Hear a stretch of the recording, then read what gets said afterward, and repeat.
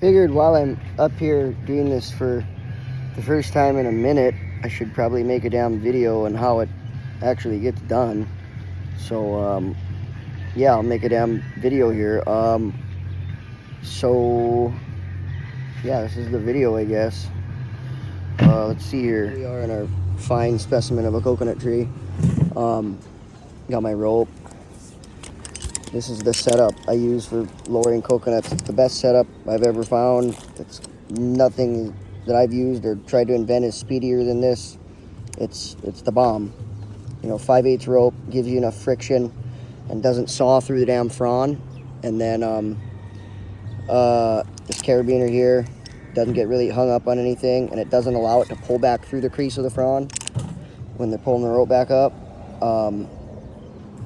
Compared to if you were running nothing, just a rope. And then the strap here is real nice. You have this little sewn end. I don't like the straps, the webbing straps, but it's nice because you can poke it through these little holes. But when I hook it up, or I'll hook it up because I can't do this hands free. But this is the kind right here. How you do them. I'll do it and then I'll take another again. I got it hooked up. My rule of thumb for big rack. This is like a medium. Small rack, you can say this medium big, mostly medium, but my rule of thumb is I want it under at least 5 of these little rat tails and 2 coconuts. In this case I got it under 2 coconuts,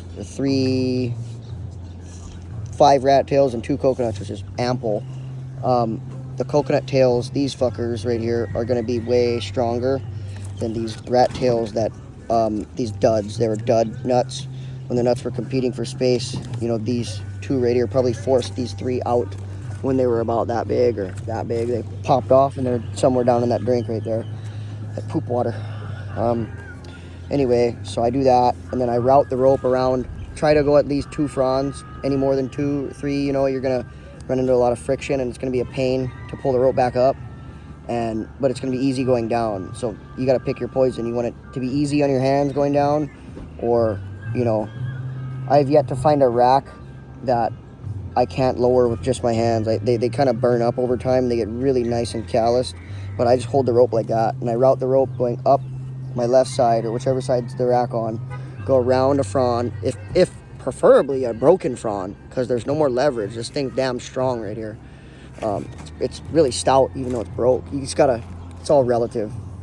You know, this is not the disclaimer. This is not instructional. This is just educational. But it goes around there and then around this one, and that you could suspend 600 pounds off those 2. It's not going to rip them out, you know. But sometimes I've suspended my rope off 3 and I've ripped all 3 out. So it just depends on the tree, and then if the fronds like to pop off. But these trees are really, really stout, and they're healthy. They're right next to water, so they're, you know, when trees tend to not get enough water in the hotels and stuff, and you're lowering stuff, the fronds just pop right off, which isn't really ideal. But this strap breaks, you know, at like 1,000 pounds. You're not breaking that. It's an Iron Street strap. When it had the little rubber shrink wrap on here, it was really nice.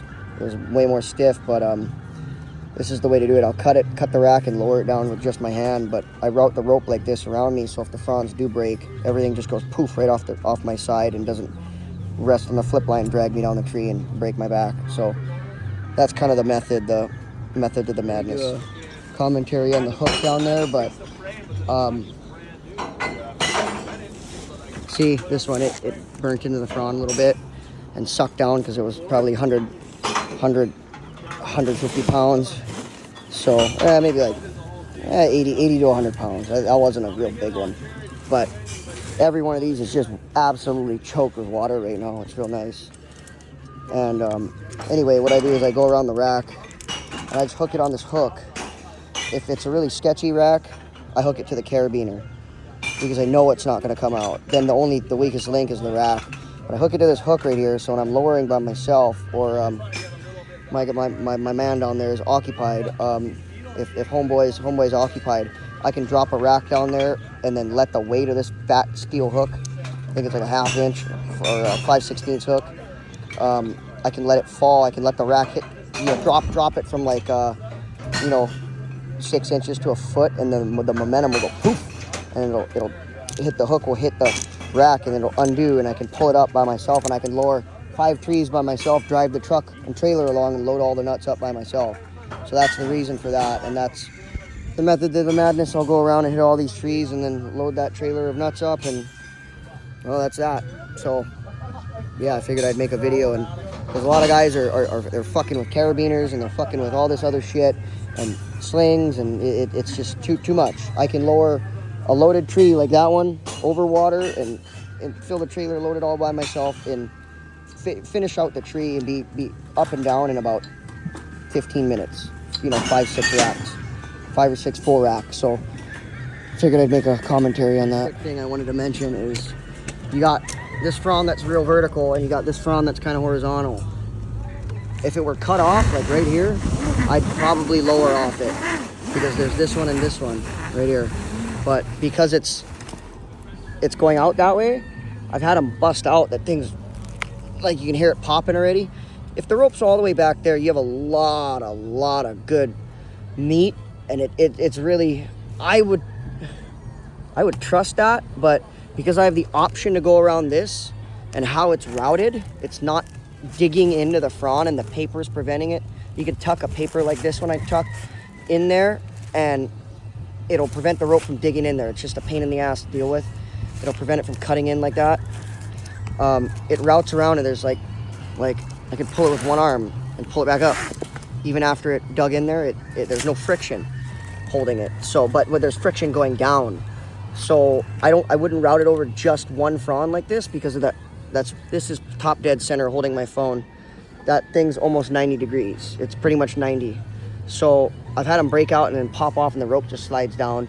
And then you got the rope dragging, maybe potentially over you. Like I rerouted it wrong, kind of put a gi here, but the rope routed up, down, up and around. I knew this wasn't going to break out. That's why I felt safe. But if you don't feel safe, just flip the rope around you like that, or vice versa if you're on the other side. And then that way, if that frond tears out and the rack goes tumbling down, it doesn't catch your rope, catch your saddle, catch you, rip you down the tree, and fuck you up. So just be wary of fronds like that, even if they're real tough. You want to avoid it. Them cardinals right there talking to me. Hi, Cardinal. What are you doing? This rack really isn't big. I feel safe. We're going around this one vertical frond.